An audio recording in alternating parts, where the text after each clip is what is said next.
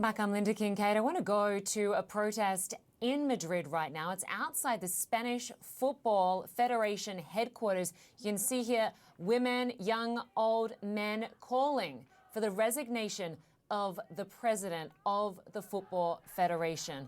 This comes after he kissed a player at the Women's World Cup, an unsolicited, non-consensual kiss. He also grabbed his crotch at the end of that victory. He is refusing to resign right now, but he has been suspended.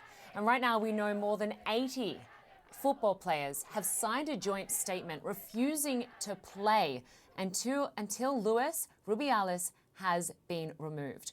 Authorities say the Spanish football chief has been suspended after giving that unwanted kiss to a player on the Women's World Cup team. And that player, Jennifer Hermoso, says she did not consent to the kiss. Rubiales struck a pretty defiant tone Friday, announcing that he won't resign and that the kiss was consensual. Take a listen. Fue un beso espontáneo. It was spontaneous, mutual, euphoric, and with consent, which is the key. This is the key to all the criticism of all the campaign which has been mounted in this country, that it was without consent. No, it was with consent. Well, despite his assurances and calls for him to step down have only gotten louder since that incident. FIFA is also opening up a disciplinary case. La Liga's TV's Semra joins us now from Barcelona. Good to have you with us. Thank you very much for having me. So this is just an incredible story. We've now got the champions of the Women's World Cup refusing to play for their national team, refusing to play for their country until the president of the Football Federation resigns. Yeah, I have to say it's a little bit of a surprise, but at the same time, I'm really happy that they are taking such a stance because no one else really has until this point. I mean, we're talking about 5 days after they won the World Cup and no real immediate action has been put into place, which is a bit of a shame because there was a law that was instated last year, which very clearly says it's called Only Yes is Yes. It's about consent, and it says in the absence of consent, this is considered sexual aggression. It's considered a crime. And in the actual protocols of the Federation itself, it has the law stated, and it does go one step further and says any forced kiss would be seen as inappropriate behavior and there would be immediate actions. Unfortunately, those immediate actions were to protect the president. And in doing so, they actually falsified statements about Jenny Hermoso, which she never actually said.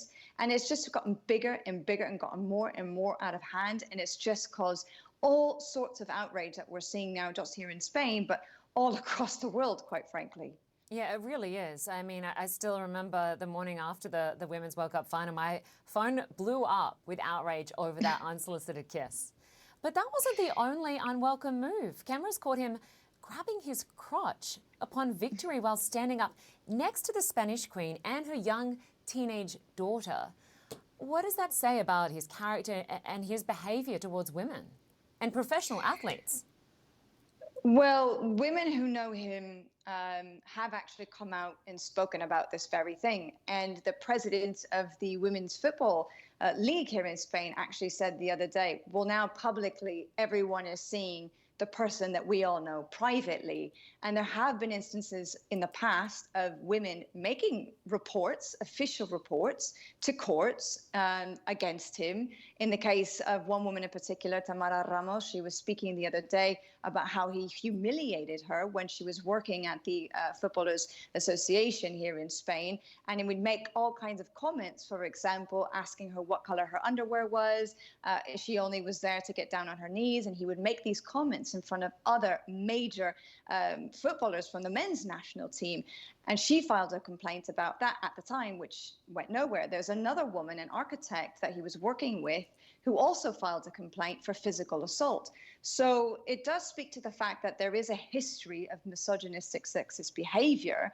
And unfortunately, I think now this has just really shone a light on who the person that he really is. And I think that for so long, so many people have tried to either I don't know, support or enable or call it what you will. But there was another instance in public, actually, at an event of the federation itself in an auditorium filled with hundreds of people. When he was introducing the players onto the stage, he said they turned up in their underwear when they were fully dressed. So there are examples of plenty that speak to the kind of character of this person that we're talking about, who sadly is the president of a very important federation here in Spain.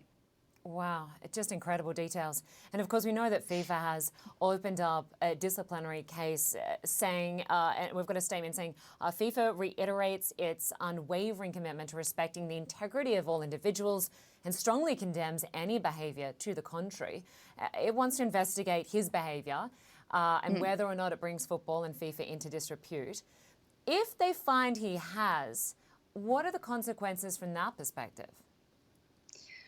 Well, quite frankly, I think he might be banned from football altogether if he is found guilty, because they are investigating those two instances, one being the kiss that he planted on Gianni Hermoso without consent, and the other one being him grabbing his crotch, as you pointed out.